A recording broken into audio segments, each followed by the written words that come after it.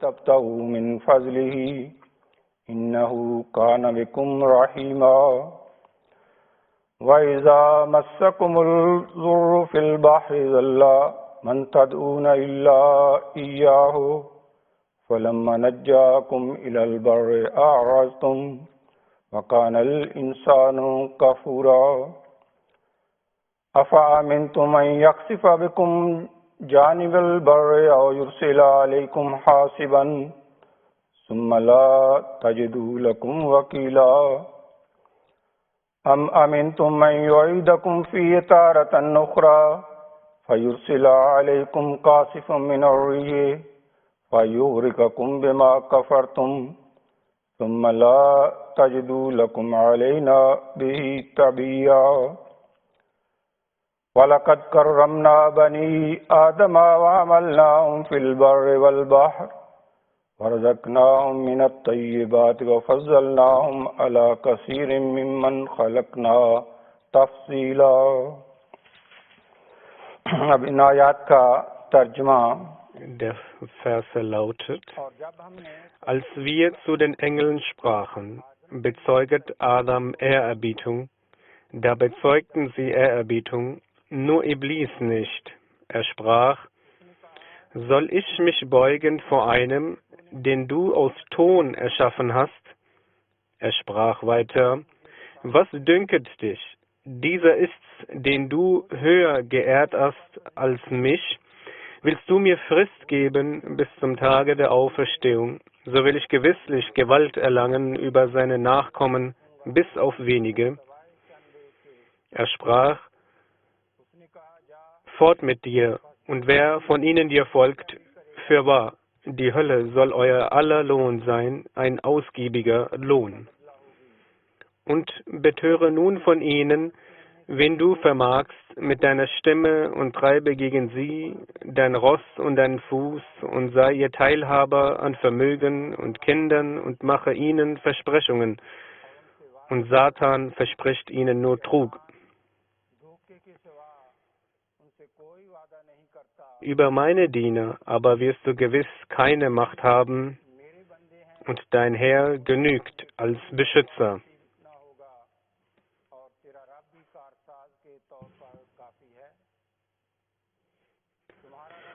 Euer Herr ist es, der die Schiffe auf dem Meere für euch treibt, auf dass ihr nach seiner Gnade trachten möget. Fürwahr, er ist gegen euch barmherzig. Und wenn euch auf dem Meere ein Unheil trifft, verloren sind jene, die ihr anruft, statt ihn. Hat er euch aber ans Land gerettet, dann kehrt ihr euch ab, denn der Mensch ist undankbar.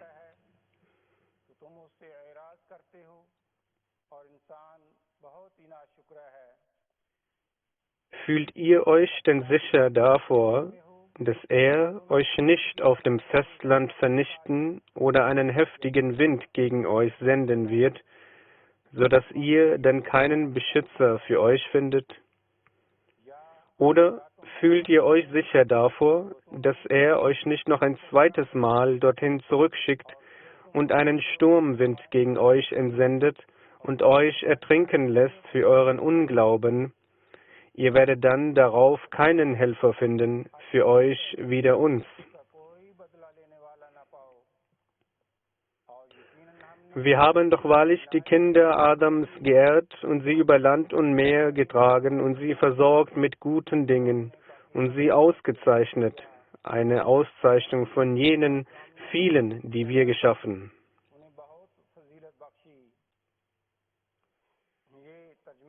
Dies ist die Übersetzung dieser Verse.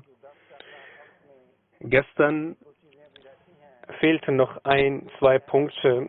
Ich werde diese kurz erwähnen und danach das heutige Ruku erwähnen und einige Punkte hierbei ansprechen. Gestern wurde angesprochen, dass einige Propheten über andere bevorzugt bzw. in Rängen erhöht werden. Allah weiß dies am besten.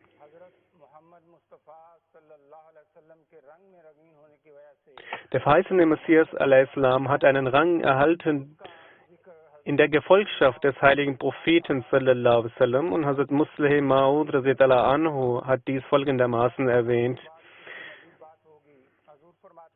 Huzur sagt,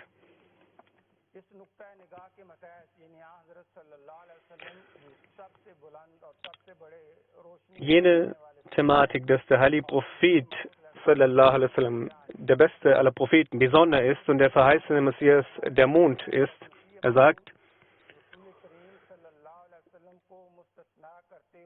dass der verheißene Messias a.s.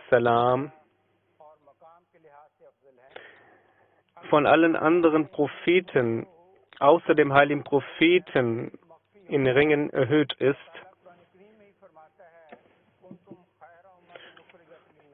Nun, dies ist keine verborgene Sache. Im heiligen Koran ist erwähnt, dass die beste Umma, diese Umma ist und die beste Gemeinschaft ist.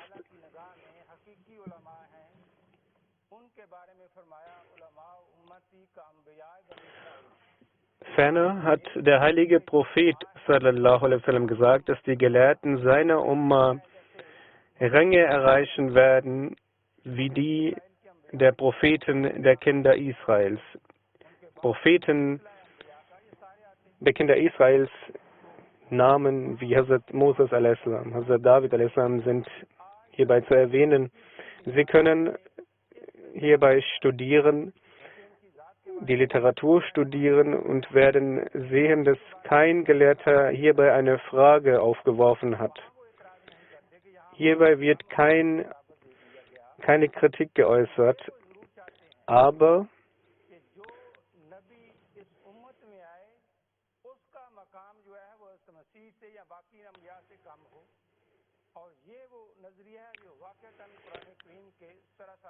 sie sind der Meinung, dass wenn in der Gefolgschaft des heiligen Propheten ein Prophet kommt, dieser geringer wäre am Rang. Aber der verheißene Messias al-Islam hat durch dieses Gesetz, durch diesen Rang, den der heilige Prophet hatte und in der Gefolgschaft, in der der verheißene Messias al-Islam gekommen ist, ihn deshalb um diese Ränge erhöht über andere Propheten. Des Weiteren heißt es, der verheißene Messias al-Islam sagt, dass Allah ihn als Spiegelbild von Adam a.s., als Ibrahim a.s. gekennzeichnet hat und niemand hat eine Kritik geäußert. Und Allah hat ihn auch mit dem Namen Ahmad genannt und niemand hat Kritik geäußert. Aber als der Messias, als Messie Ibn Maryam, als die Wiederkunft und der prophezeite Messias gekennzeichnet wurde, ist ein Aufruhr entstanden. Diese Menschen, diese Leute, sogenannte Gelehrte, diese haben die Thematik nicht verstanden. Sie möchten nur, dass ihre eigenen Punkte, ihre eigenen Sachverhalte so geäußert werden, wie sie es sich vorstellen.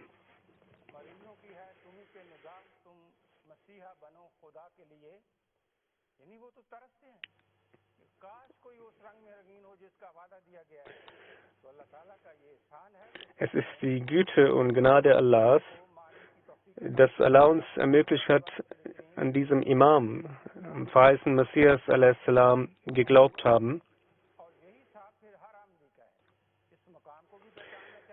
Dies ist die Verantwortung jedes Ahmadis, dass wir erkennen, dass wir an den verheißenen Messias a.s. glauben und seinen Rang erkennen und versuchen, die Eigenschaften zu internalisieren und die Lehre dementsprechend zu leben. Nun, im darauf folgenden Vers ist über Zerstörung von Städten zu ist die Zerstörung von Städten angesprochen worden. Und in der Exegese heißt es, dass die Zerstörung von Osten ausgeht und dieses Feuer wird über die gesamte Welt ausgestreckt sein. Und dies ist auch in den vergangenen Büchern erwähnt. Darüber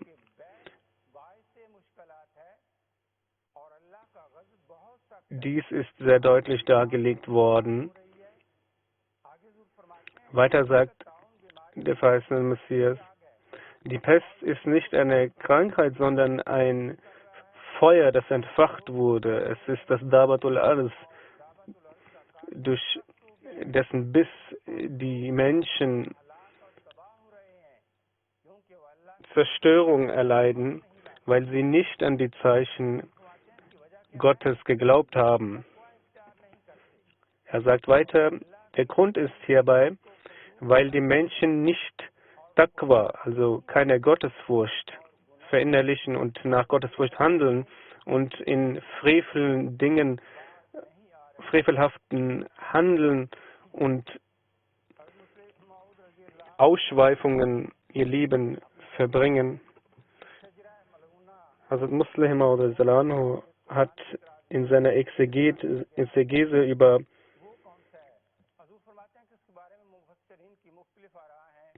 den verfluchten Baum erwähnt, der im letzten Vers dieses Rukus erwähnt ist. Verschiedene Gelehrte haben unterschiedliche Ansichten geäußert.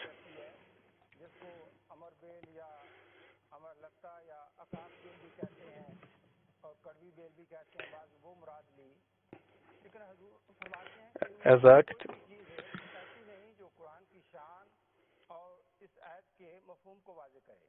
die Ansichten dieser Gelehrten geben nicht wieder, was der Heilige Koran angesprochen hat, dass es sich um einen physischen Baum handelt.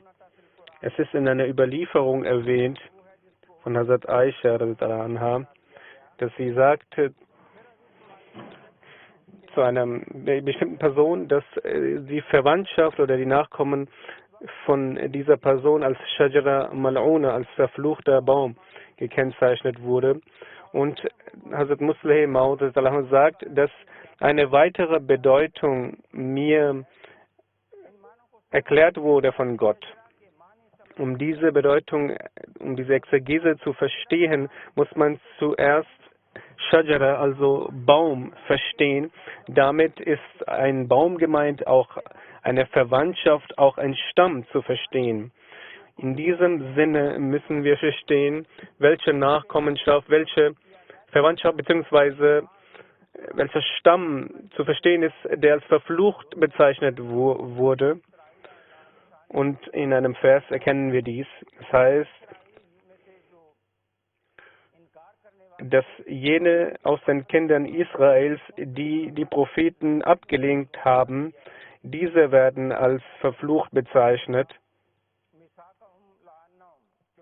Ferner heißt es, dass sie die Eide mit Gott, die sie eingegangen sind, gebrochen haben. Und Hazur hat hierbei verschiedene Aspekte erwähnt, unter anderem auch diese, dass diese Menschen jene sind, die das Versprechen gegenüber Gott gebrochen haben und die Propheten geleugnet haben und Allah diese als Mal'un, als verflucht gekennzeichnet hat. Und hierbei verstehen wir auch in der Zeit von Hazrat Adam a.s. das Wort Shajara, also jene, die nicht an ihn geglaubt haben. Der verheißene Messias sagt, dass seine Anhänger nicht außerhalb seiner Jamaat heiraten sollen, weil ein Shajara Tayyiba, der reine Baum, die reine Gemeinde, und in dieser sollte die Verwandtschaftsbande fortgeführt werden und die Worte und Aussagen der Propheten beinhalten großartige Weisheit. Nun behandeln wir das heutige Ruku. Hierbei ist über Iblis und Satan die Rede. In diesem ersten Vers heißt es, dass als die Engel dazu aufgerufen wurden, Adam Ehrerbietung zu bezeugen, dass alle dies getan haben, außer Iblis, weil er separat war, weil er nicht von ihnen gehört hat.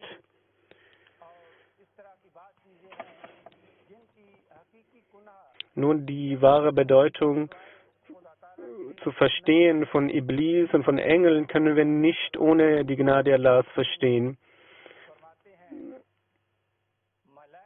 Das heißt, dass Engeln und Iblis, die Erkenntnis davon zu erlangen, ist eine sehr verborgene Sache.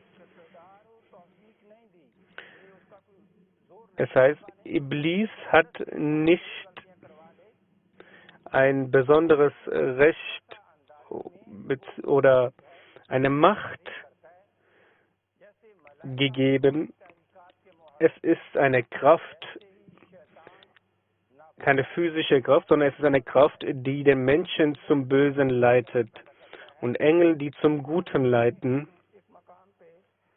und frommen Taten leiten.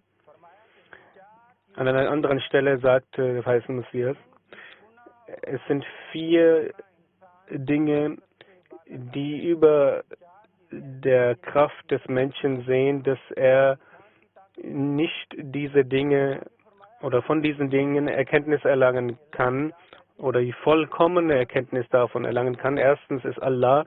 Der Mensch kann nicht vollkommen über Allah erfahren. Zweitens drittens Engel und 4 Iblis.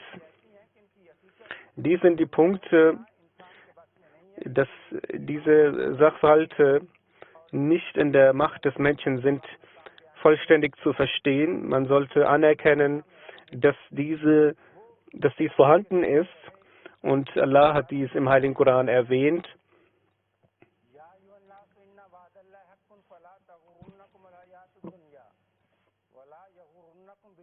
In einem Vers, O ihr Menschen, das Versprechen Allahs ist wahrhaftig und bedenket, dass ihr durch das weltliche Leben nicht einem Trugschluss anheimfällt. Und er sagt weiter, dass der Satan der Feind ist des Menschen und ihr sollt ihn als Feind erkennen. Kein Mensch, der mit Verstand begabt ist, wird seinen Freund verlassen und zu einem Feind gehen. Und wie kann es sein, dass ein Mensch als Gläubiger bezeichnet wird, beziehungsweise als Gläubigen sich ansieht, sich von Allah entfernt, von seinem Freund sich entfernt und sich Satan anschließt?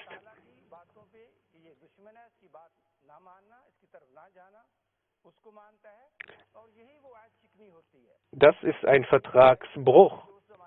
Allah sagt, dass dies gleichzusetzen ist damit, und das erkennen wir auch, wie ich erwähnt habe, bei den Kindern Israels, dass sie die Propheten nicht anerkannt haben, und deshalb ist es notwendig, dass die Versprechen gegenüber Allah eingehalten werden.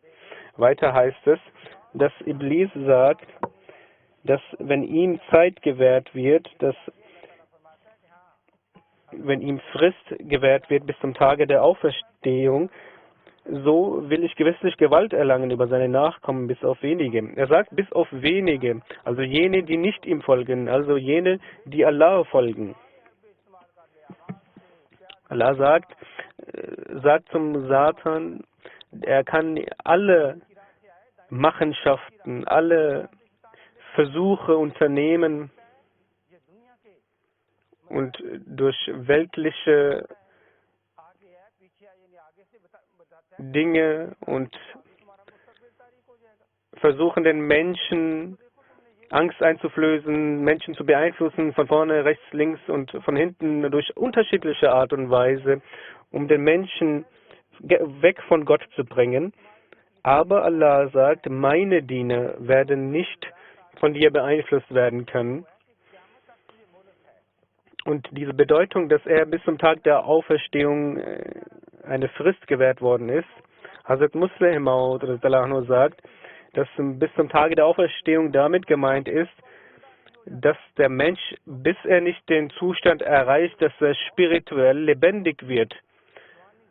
Das heißt, wenn der Mensch einen Tod erleidet von seinen Gelüsten, von seinem Ego und ein spirituelles Leben erhält, damit ist auch mit Tag der Auferstehung zu verstehen. Hierbei sind auch verschiedene Gebete zu verrichten, die wir beten können, zum Beispiel, dass man Gott dazu flieht, dass er einem Leben gewährt, spirituelles Leben gewährt.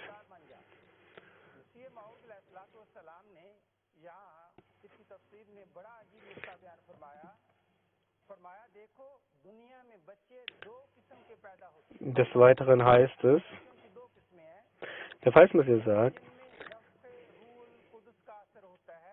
es gibt zwei Arten von Kindern, die geboren werden. Erstens jene, in denen im Heiligen Geist etwas eingehaucht wird, und zweitens, dass jene von Frauen, also das sind jene, die von Frauen geboren werden, die rein sind, die ein reines Leben geführt haben. Und zweitens jene, von jenen Frauen geboren werden, die frevelhafte Dinge getan haben, dass sie Sünden und üble Dinge gemacht haben und vollzogen haben und dadurch auch Kinder zur Welt bringen, die Satan anheimfallen. Er sagt weiter, Nachkommenschaft ist einerseits so, dass in dieser Hinsicht göttliche Offenbarung verbunden ist und mit einer weiteren Art ist, dass hierbei die Gelüste von Satan enthalten sind. Auf diese Punkte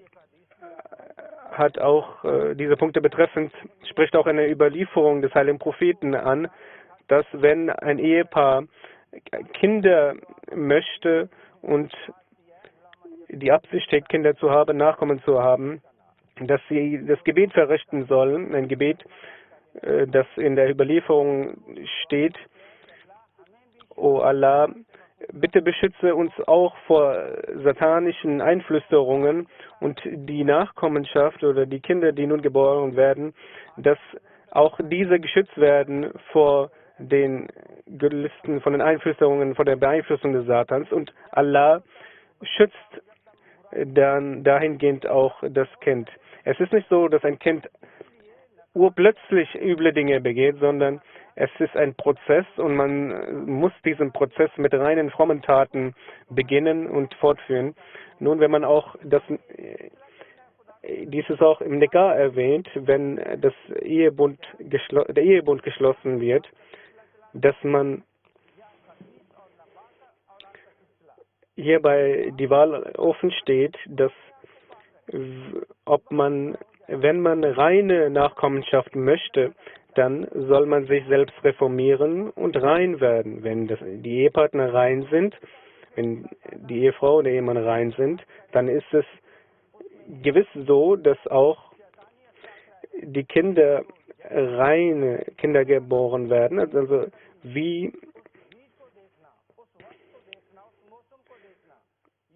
die Frucht wird erkannt vom Baum, dementsprechend soll der Mensch sich reformieren. Und wenn ein Mensch üble Taten begeht, dann wird dementsprechend auch die Frucht erkennbar sein. Deshalb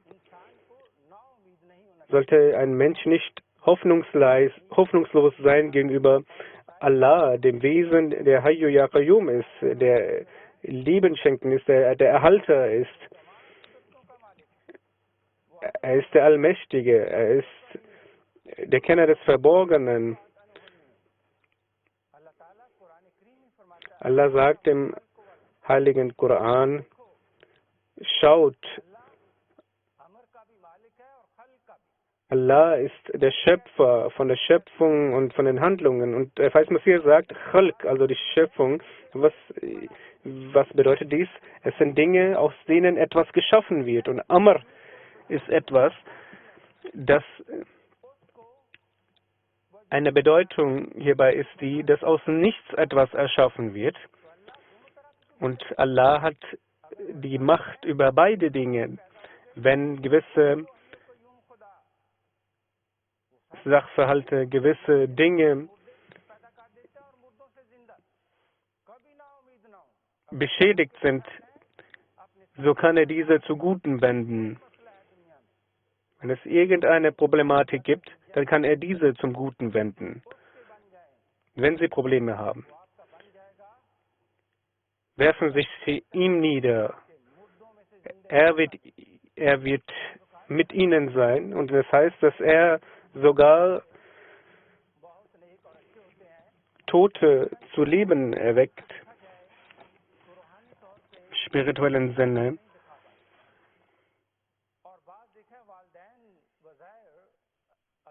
Es ist auch zu erkennen, dass bei Kindern einige Eltern zu erkennen ist, dass die Kinder kein spirituelles Leben haben. Oder auf der anderen Seite sehen wir auch, dass Eltern nicht besonders fromm waren, aber das Kind fromm ist. Wir erkennen hierbei auch, dass Allah durch seine Allmacht dies in die richtige Richtung geführt hat. Wir sollten nicht die Finger auf andere erheben.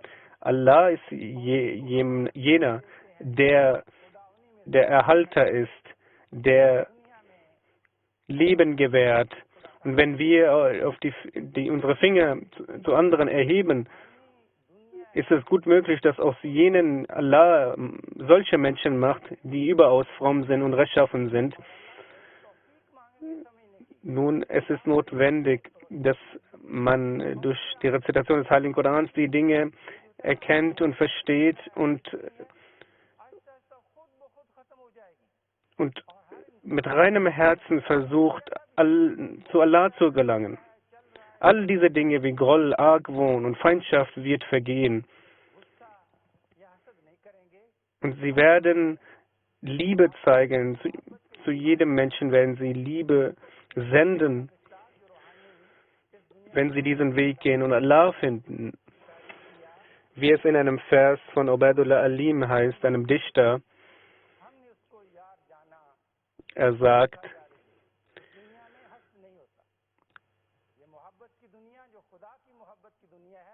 diese Welt, in dieser Welt, in dem nur Freunde und Liebe vorhanden ist und diese Liebe durch Gott gegeben wurde.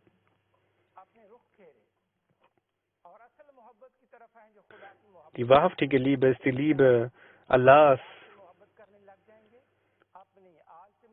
Dadurch werden sie Liebe zeigen, werden sie sich lieben, ihre Familie lieben, ihre Freunde, ihre Verwandten lieben und wahre Liebe zeigen. Und dadurch wird Liebe zu der gesamten Menschheit entstehen.